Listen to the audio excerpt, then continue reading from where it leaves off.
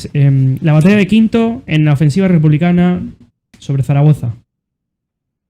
Sí, bueno, eso fue un trabajo que hice hace tiempo, cuando estaba estudiando precisamente el curso este de la UNED, y me pidieron que hiciera un trabajo que localizara una batalla sobre la que no se hubiera escrito mucho. De hecho, primero elegí otra, y como se había escrito mucho, mi profesor pues me dijo que buscara otra, y encontré esta sobre la que se ha escrito poco. Y se ha escrito poco por lo siguiente: normalmente la historia la escribe el que gana, pero en esta batalla, digamos, por decirlo de alguna manera, no ganó nadie. A, al bando de Franco no le interesó mucho esta batalla, porque esta localidad cayó en 3 días. Y está próxima a Belchite. La ofensiva republicana de Zaragoza se realizó desde Zuera hasta la Puebla de Albortón, en 100 y pico kilómetros. Lo que pasa que esa ofensiva se la conoce popularmente como la batalla de Belchite, porque al final Belchite fue, digamos, la población que resistió hasta el 6 de septiembre, 10 días o así, o 12, y resistió el sitio 12 días, y digamos que Franco la encumbró desde el punto de vista heroico y la utilizó desde el punto de vista propagandístico. Entonces, para Franco aquello fue la batalla de Belchite. Entonces, digamos que desde esa parte se vio así. Quinto y otras poblaciones, pues fueron, que hubo grandes batallas también, pues no se tocaban mucho. Para el bando republicano sí que fue una victoria táctica, porque conquistaron la localidad, pero claro, el bando republicano también hay que decir que perdió la guerra. Entonces, la historiografía tampoco pudo escribir mucho. En todo caso, se podría escribir con posterioridad. Entonces, por ese motivo yo elegí esta batalla, que al final, la batalla general, lo que se trataba es de tomar Zaragoza, tomar la capital de la provincia. Fue en agosto de 1937. Entonces, la verdad es que no les faltó mucho, pero finalmente no. En otra población, que es Fuentes de Ebro, se consiguió concentrar, los defensores de Zaragoza consiguieron concentrar gran cantidad de tropas, y ahí frenaron, digamos, la ofensiva republicana. Muy bien. Joder, pues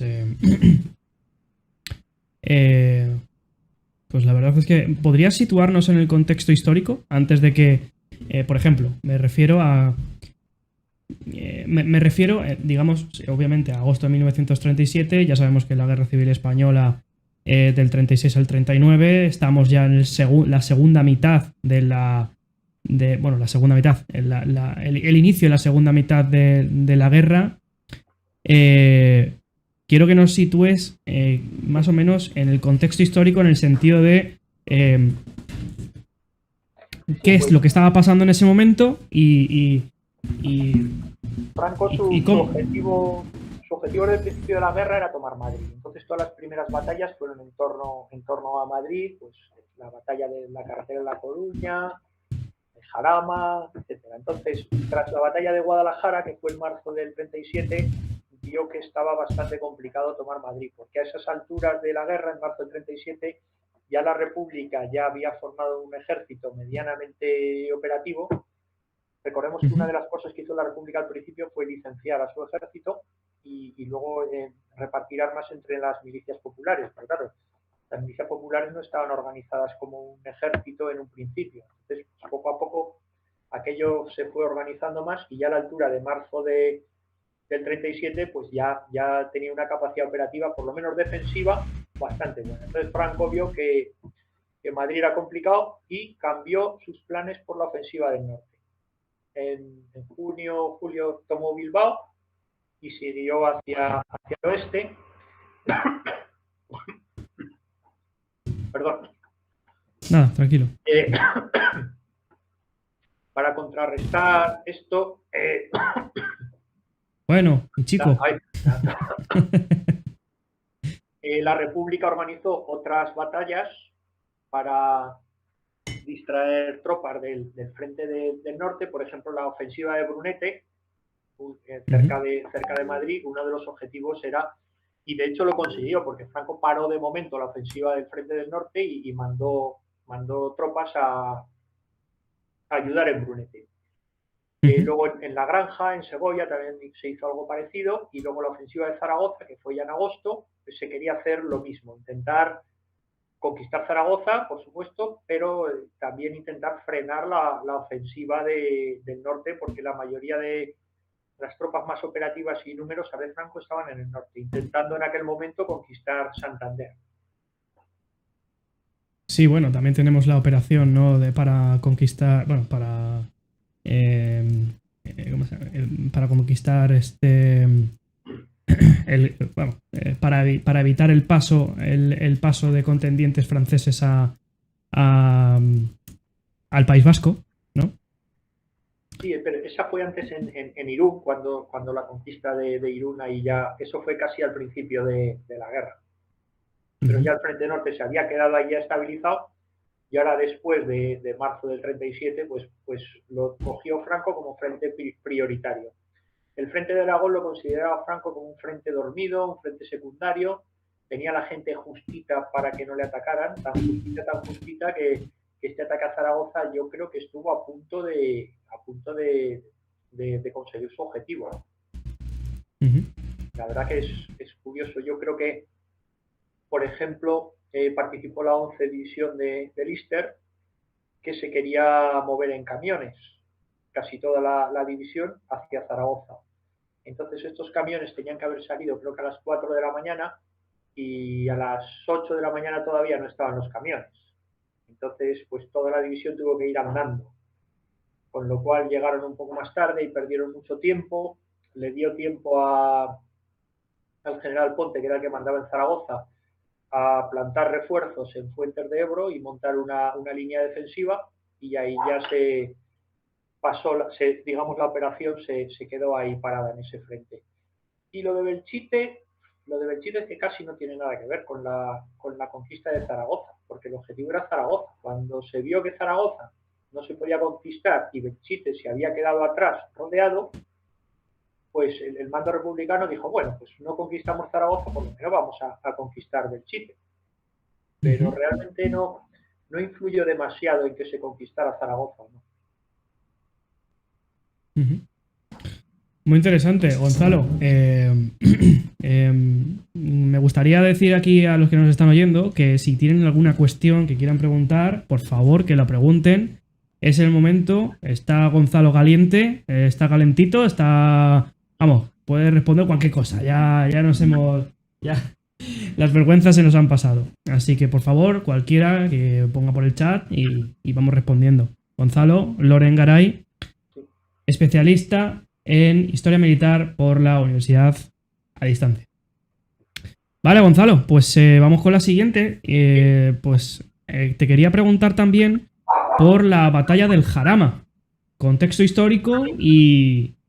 La batalla del Jarama, en orden cronológico a esta que hemos visto, sería al revés. Primero es la batalla del Jarama, que fue en febrero del 37, y esta que hemos hablado era en agosto del 37. Entonces, la batalla del Jarama se enmarcaría en una de las operaciones para intentar tomar Madrid, la capital, que era lo que en principio Franco tenía en la cabeza. Su principal objetivo era Madrid, y ahí es donde tenía las mejores y la mayor parte de sus tropas. Entonces, lo intentó primero por el norte, por la carretera de La Coruña, luego de frente.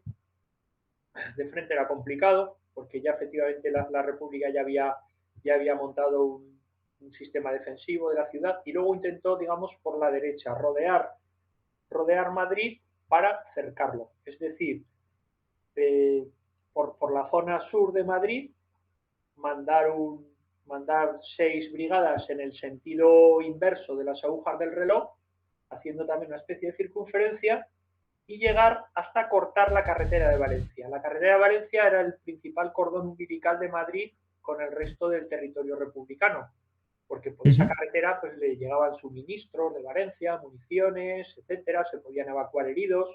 Esa carretera era el cordón umbilical de Madrid en aquella época. Entonces pues querían llegar ahí. Entonces pues nada, mandaron 6 brigadas cruzaron el río Jarama con éxito, que era lo más difícil. Además, los cruces fueron por distintos puentes y por el mismo sistema, que era mediante golpes de mano. Los puentes estaban en pie, pero con las cargas de dinamita puestas para, por si acaso, puestas por los republicanos, que eran los que los tenían en su poder, los puentes del Jarama. Entonces, si venía el enemigo, la orden era volar el puente. Ese era más o menos el esquema defensivo. Y ya el propio río hacía de defensa. Sin embargo, se realizaron varios golpes de mano nocturnos en los que se liquidaba sigilosamente a los centinelas para que no pudieran volar el puente.